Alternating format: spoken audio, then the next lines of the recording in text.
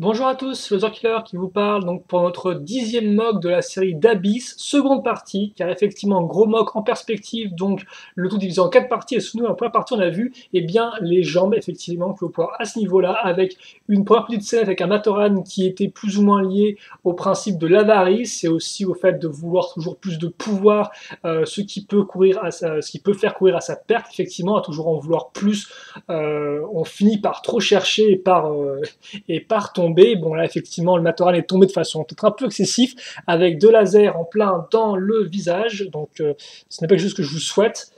Mais voilà, donc bah, écoutez, on a fait les jambes et aujourd'hui on va parler des bras ainsi que de la tête, car effectivement les bras sont assez simples, donc je me suis dit autant aussi mettre dans le package la tête avec, vous allez le voir, même si la tête a un petit côté intéressant, enfin, vous allez voir, je ne dis pas plus, je vais plutôt commencer tout de suite comme ça, ce sera fait.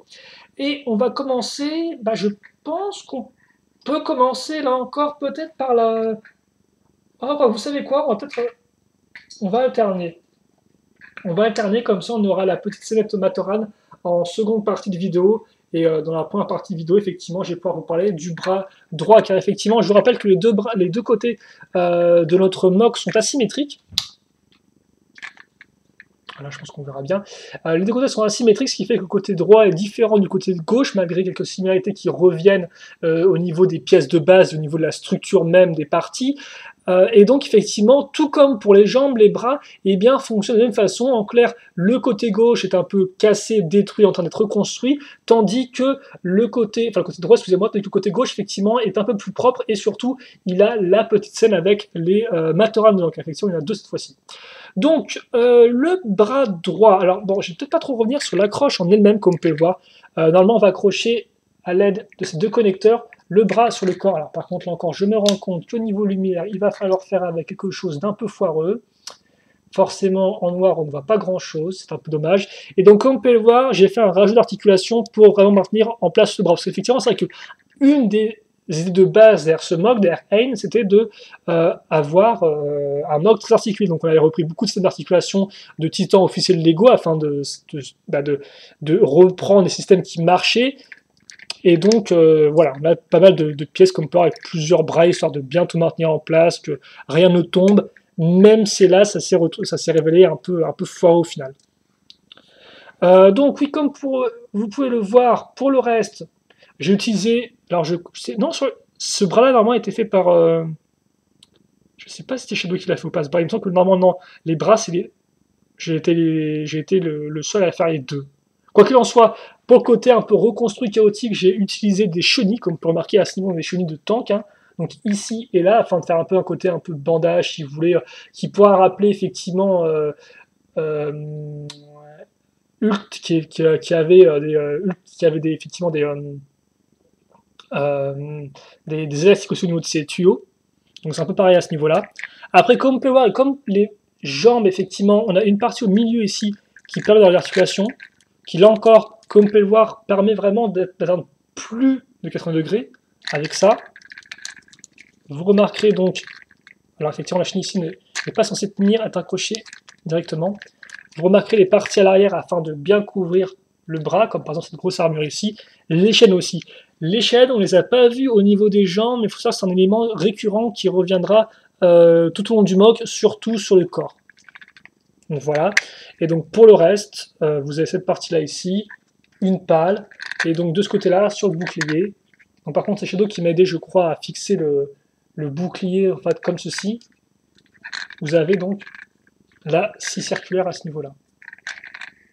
Donc forcément qui rappellera celle de Naikan. Donc j'ai pris deux boucliers de Skral en fait, comme vous pouvez voir, que j'ai reliés l'un à l'autre. Et c'est vrai, c'est quand même galère cette lumière, je trouve. Hein. On voit rien du tout, c'est vraiment bof. En tout cas, voilà pour ça. Et je pense qu'on a au final fait le tour du bras. Alors attendez, parce que franchement là, je vais faire une pause. Je sais que je me répète, mais c'est très embêtant, voilà. Ah bah voilà, là on a un bon focus et on voit un peu mieux déjà. Bon. Donc voilà le bras. Voilà un peu à quoi il ressemble de loin en termes de taille. Je pense que je peux vous mettre ça maintenant. Les deux sont plus ou moins similaires. Peut-être un peu plus grand effectivement le bras gauche. Voilà. Bon, donc ça c'est effectivement c'est le bras gauche, qui a un des éléments qui était la circulaire que je voulais effectivement depuis le début. Le reste a été inventé sur le tas quand je faisais le bras en lui-même. Hein. J'ai choisi différentes pièces qui allaient bien ensemble, etc. Voilà. Il n'y a pas grand-chose de plus, je pense, à dire là-dessus. C'est assez clair à comprendre. On passe ensuite au bras gauche. Je vais y arriver. J'ai un peu de mal, je crois, aujourd'hui. Hein. Bon.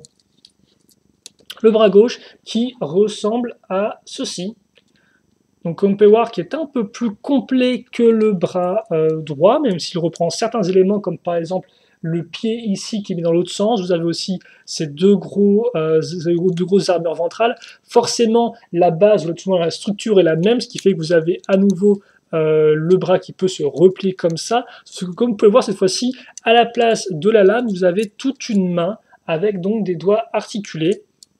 Donc qui est faite sur un corps de Matoran en fait, de Matoran 2008. Donc chacune des parties est sur un double connecteur long ou court, comme vous pouvez le voir.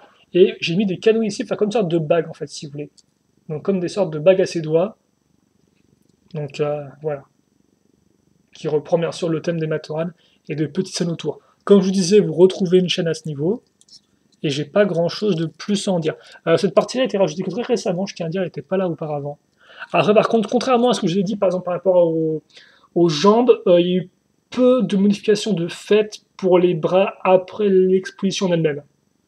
Les bras étaient déjà bien terminés une fois avant l'exposition, donc il n'y a pas eu de soucis à ce niveau-là. Rien vraiment qui a été refait en particulier. Et donc, comme vous pouvez le voir, la petite scène implique deux Matoran, donc un noir et un rouge, donc qui en fait se battent, si vous voulez, et forcément, là, la signification derrière cette scène-là, est assez simple.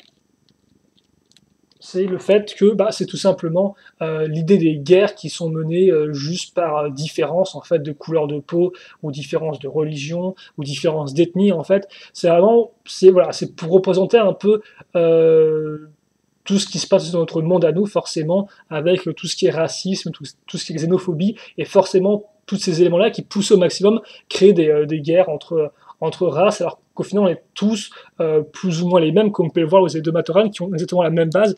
Tous sont différents, au final c'est la couleur ainsi que le canoë. Mais sinon effectivement ce sont les mêmes Matoran. Enfin, les bras aussi sont un peu différents, certes, j'admets. Mais voilà, donc effectivement ça c'est pour représenter les conflits, tous les guerres, effectivement. Tous ces messages de haine qui sont juste créés du fait de nos différences et ce genre de choses. Alors pourtant, au final, on n'est pas si et on est ça les uns des autres. C'est juste qu'au final, nos croyances, des fois, etc., nous poussent à nous faire du mal entre nous, alors qu'il y a pas vraiment de raisons logiques, vraiment de raisons de concrètes, quoi. C'est juste de la violence et de la haine gratuite envers les uns et les autres, juste des fois parce qu'on est différents, voilà. Donc cette scène-là représente ça. Et donc ce qui est assez intéressant, c'est qu'effectivement, comme on peut le voir, quand le bras en fait est normal comme ça, donc qu'il est déplié, les Matoran ne peuvent pas se toucher en fait. Si vous voulez, même, alors vous pouvez peut-être pas les mettre comme ça en avant, mais même en avant, ils peuvent pas se faire du mal. Par contre, quand vous avez le bras qui se plie, forcément là ils peuvent commencer à se teindre. Et donc j'aime bien imaginer en fait que quand le titan effectivement se déplace, enfin bouge et tous ses bras, quoi, les Matoran eux aussi se mettent ou non à se battre entre eux, quoi, en fait. Selon s'ils sont à portée de se taper, comme on peut voir à ce niveau-là, par exemple, les deux peuvent se faire du mal, alors que là, effectivement, ils ne peuvent pas. Donc j'aime imaginer effectivement que dans l'histoire, quand le titan bouge selon sa position, les Matoran ne se frappent pas, et quand le bras est replié, ils commencent à se frapper et à se taper, quoi, à s'attaquer. Voilà. Donc ça c'est effectivement la petite scène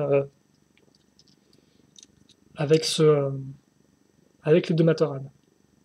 Et je pense qu'on a fait le tour de ce bras-là. Voilà.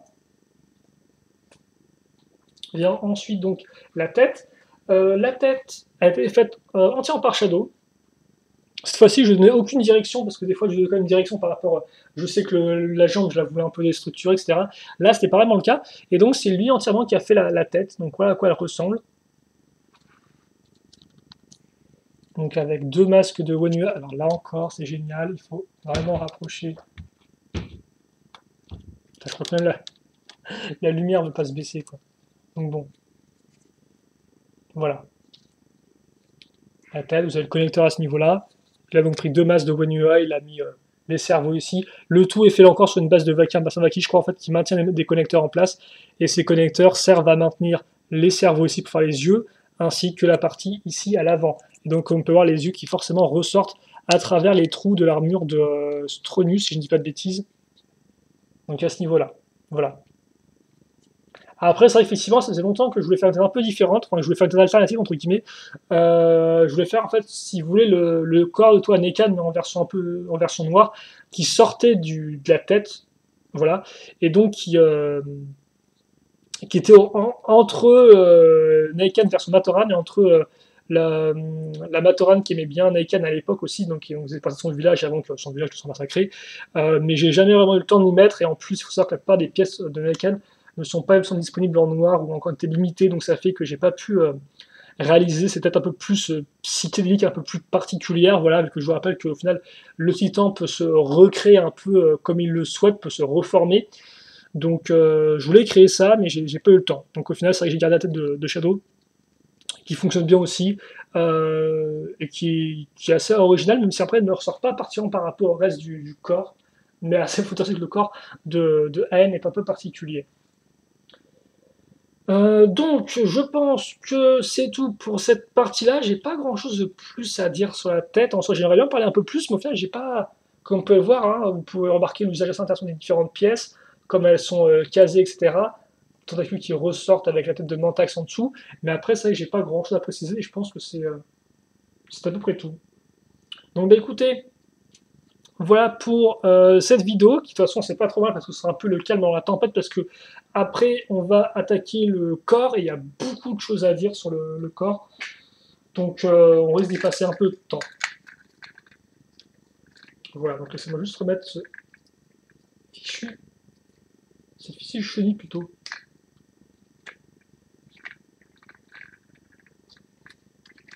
Ici. Et voilà. Après par contre je sais même pas si on va pouvoir mettre les bras ou pas, non on peut pas du tout, bah écoutez je vais juste les mettre sur... Dans ce sens-là, ça va être un peu mieux, voilà, comme ça. Et par contre, est-ce que je peux mettre... Ah non, je peux pas mettre ça de droite parce qu'effectivement, il y a toute l'aile du... Ah, quoi attendez. J'ai une main ici. Est-ce que la main peut me permettre d'ajuster? Ouais.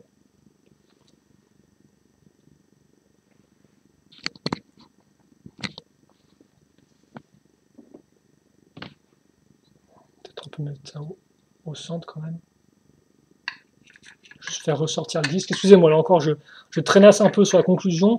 Mais au final, si vous voulez arrêter la vidéo, vous pouvez. Hein. Là encore, je vais pas dire plus de choses que ce que je n'ai déjà dit dans la vidéo. La tête maintenant, quand même. Voilà. De toute façon, on va les revoir ensemble quand on parlera quand on fera le corps, bien sûr, quand on fera l'assemblage final. Donc dans la quatrième et dernière partie. Donc voilà pour cette vidéo. J'espère que vous l'avez appréciée. Voilà. Questions, commentaires, là encore, n'hésitez pas à les poser. J'y répondrai avec grand plaisir. Et puis nous, on se retrouve tout de suite ou très bientôt. Là encore, je ne sais pas trop comment je posterai ces vidéos pour la troisième partie et aussi avant-dernière partie donc de Ain, le dernier ennemi de Naekan. Allez, on se quitte là-dessus et à la prochaine. Salut à tous.